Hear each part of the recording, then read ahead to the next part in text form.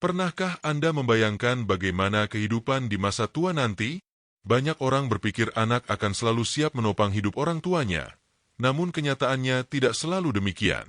Ada kalanya kita harus berdiri tegak di usia senja dengan bekal keuangan yang kita siapkan sendiri. Lantas, apa saja pos uang yang harus dijaga agar tidak merepotkan anak di masa depan? Simak sampai akhir, karena jawabannya bisa menjadi penyelamat hidup di usia senja Anda. Assalamualaikum warahmatullahi wabarakatuh. Salam sejahtera untuk kita semua. Halo sahabat lansia, terima kasih sudah hadir kembali di channel ini. Sahabat semua, coba tulis di kolom komentar, asal kota Anda menonton dari mana? Saya senang sekali kalau bisa tahu sahabat-sahabat lansia dari berbagai daerah di Indonesia bahkan luar negeri. Dan bagi sahabat yang sudah subscribe channel ini, saya doakan semoga sehat selalu, panjang umur, murah rezeki, serta selalu diberi kebahagiaan di masa tua. Amin. Banyak orang beranggapan bahwa ketika tua nanti, anak-anak akan selalu siap menopang kebutuhan orang tuanya. Anggapan ini memang wajar, karena dalam budaya kita ada nilai luhur tentang bakti anak kepada orang tua. Namun, realitas hidup seringkali tidak semanis itu. Anak-anak yang sudah berkeluarga tentu memiliki tanggung jawab sendiri, baik kepada pasangan maupun anak-anak mereka. Biaya pendidikan, cicilan rumah, kebutuhan sehari-hari, bahkan masalah pekerjaan membuat mereka juga harus berjuang keras. Di titik inilah orang tua perlu menyadari bahwa bergantung penuh pada anak bukanlah solusi terbaik. Mandiri secara finansial bukan berarti memutus hubungan dengan anak, melainkan menjaga harga diri, kemandirian, dan kehormatan di usia senja. Coba bayangkan, betapa bahagianya jika kita masih bisa membeli kebutuhan pribadi tanpa harus meminta. Betapa tenangnya hati ketika bisa membayar biaya kesehatan sendiri, tanpa membuat anak-anak kebingungan mencari pinjaman. Rasa percaya diri lansia akan lebih tinggi jika masih memiliki pegangan finansial. Selain itu, kemandirian finansial juga memberi ruang yang lebih sehat dalam hubungan orang tua dan anak. Hubungan itu akan lebih didasari rasa kasih sayang, bukan beban. Anak-anak bisa datang menjenguk dengan hati lega, bukan dengan perasaan terbebani karena harus selalu memikirkan uang untuk orang tua. Bahkan, anak justru akan lebih menghormati dan bangga jika melihat orang tuanya tetap bisa berdiri tegak meski sudah lanjut usia. Mandiri secara finansial juga memberikan kebebasan. Lansia bisa memilih bagaimana mereka ingin menghabiskan masa tua. Mau tinggal di rumah sendiri, ikut kegiatan sosial, atau bahkan pergi berlibur kecil-kecilan. Semua bisa dilakukan tanpa harus menunggu izin dan bantuan materi dari anak. Kebebasan inilah yang membuat masa tua terasa lebih bermartabat dan bermakna. Dengan kata lain, kemandirian finansial bukan hanya soal uang, tapi juga tentang harga diri, kebahagiaan, dan kehormatan. Itulah sebabnya sejak masih sehat, setiap orang harus menyiapkan 4 pos penting dalam keuangan agar di masa tua tidak perlu bergantung penuh pada anak-anak. Kesehatan adalah harta yang paling berharga, terlebih di usia senja. Tidak bisa dipungkiri, semakin tua usia seseorang, semakin tinggi pula risiko penyakit datang. Mulai dari penyakit ringan seperti tekanan darah tinggi, kolesterol, dan asam urat, hingga penyakit kronis yang memerlukan perawatan intensif. Biaya berobat pun tidak murah, bahkan bisa menguras tabungan yang telah dikumpulkan bertahun-tahun hanya dalam sekali sakit. Karena itulah, pos kesehatan menjadi kebutuhan nomor 1 yang harus dipersiapkan oleh setiap lansia. Ada beberapa cara untuk menjaga pos kesehatan ini. Pertama, memiliki asuransi kesehatan atau BPJS yang aktif. Walaupun terkadang kita merasa sehat, jangan pernah menyepelekan pentingnya jaminan kesehatan. Saat tubuh masih kuat, membayar premi terasa ringan. Namun ketika sakit datang, kartu asuransi atau BPJS itu bisa menjadi penyelamat agar kita tidak terlalu terbebani biaya rumah sakit. Kedua, sisihkan tabungan khusus kesehatan. Tidak semua pengeluaran medis bisa ditanggung asuransi. Ada obat-obatan tertentu, vitamin tambahan, hingga biaya transportasi ke rumah sakit yang tetap perlu dibayar. Dengan memiliki tabungan khusus, kita tidak perlu bingung mencari dana darurat setiap kali ada kebutuhan mendesak. Ketiga, menjaga gaya hidup sehat. Meski terdengar sederhana, langkah ini termasuk bagian dari pos kesehatan. Dengan menjaga pola makan, rutin berolahraga ringan, cukup tidur, dan mengelola stres, kita sebenarnya sedang berhemat dari biaya pengobatan yang lebih besar di masa depan. Ingat, Lebih baik mencegah daripada mengobati. Menyiapkan pos kesehatan bukan hanya tentang uang, tetapi juga tentang rasa tenang. Saat kita tahu ada dana yang siap digunakan, hati lebih damai, pikiran lebih lega. Anak-anak pun tidak khawatir, karena orang tuanya sudah memiliki perlindungan diri. Bahkan, ketika sakit datang, kita tidak perlu merasa bersalah karena harus merepotkan anak-anak dengan biaya yang besar. Pada akhirnya, pos kesehatan adalah bentuk kasih sayang pada diri sendiri sekaligus pada keluarga. Dengan tubuh yang lebih terawat dan biaya medis yang terkendali, masa tua bisa dijalani dengan lebih nyaman dan bermartabat. Setelah kesehatan, kebutuhan dasar sehari-hari adalah hal yang tidak boleh diabaikan.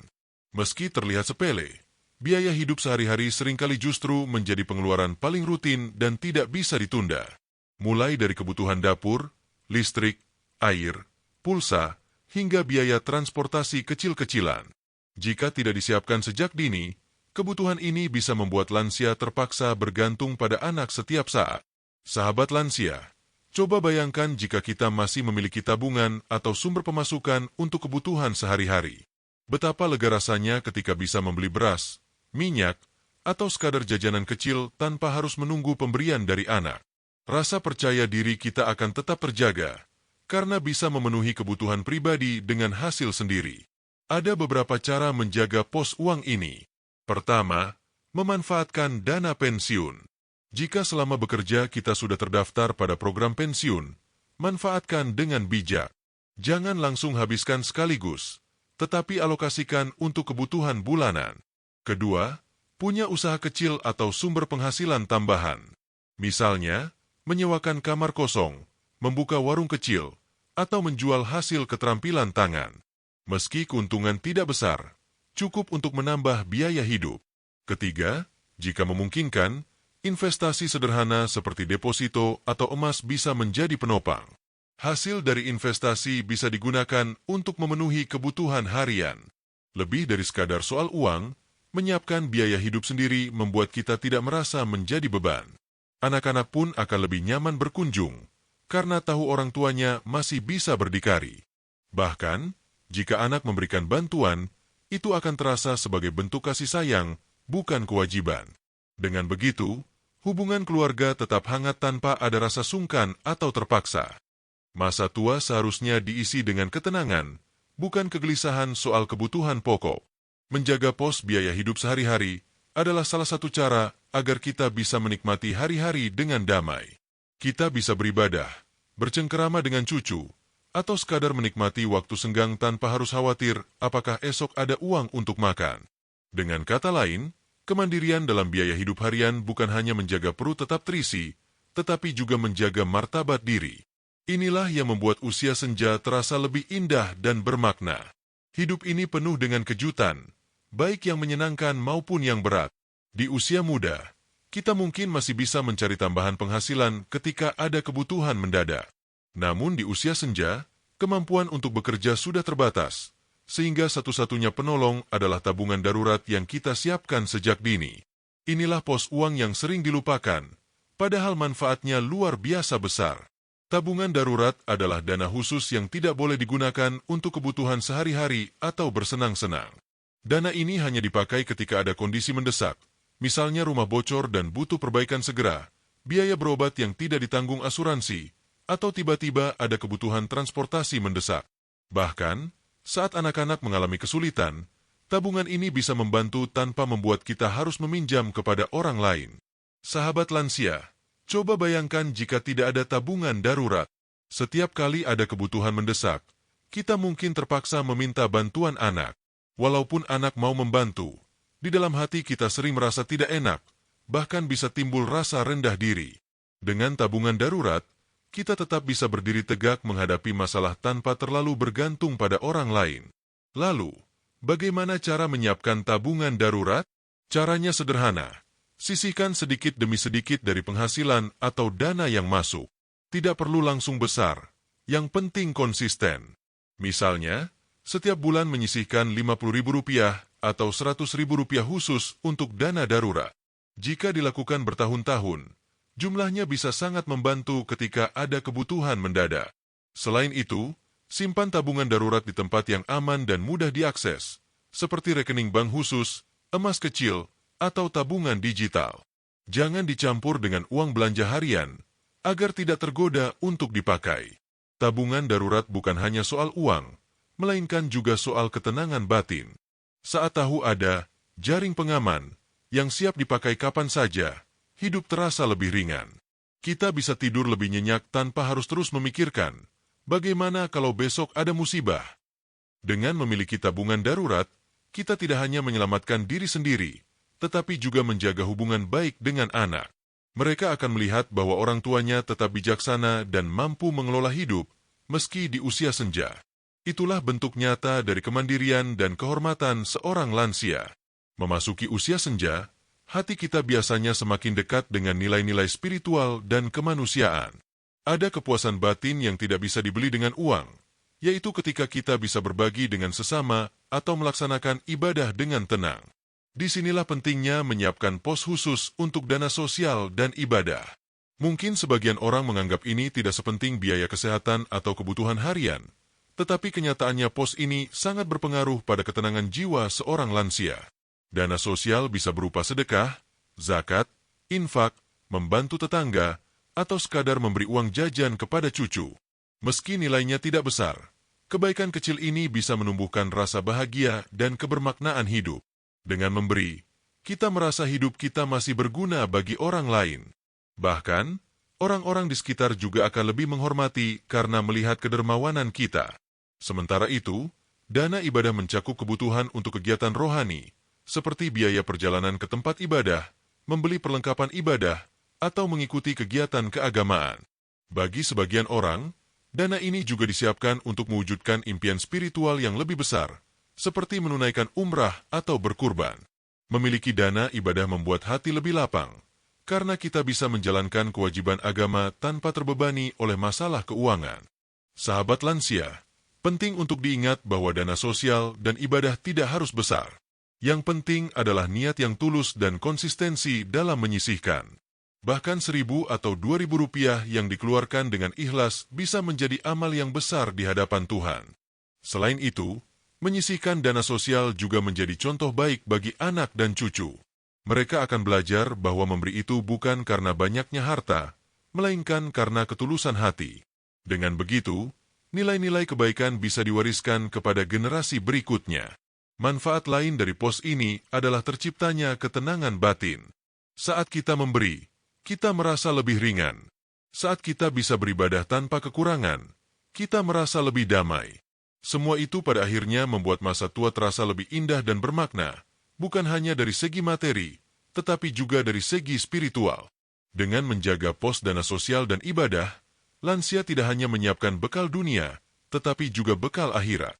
Inilah puncak dari kemandirian sejati, bukan hanya mandiri secara finansial, tetapi juga mandiri dalam menapaki jalan spiritual.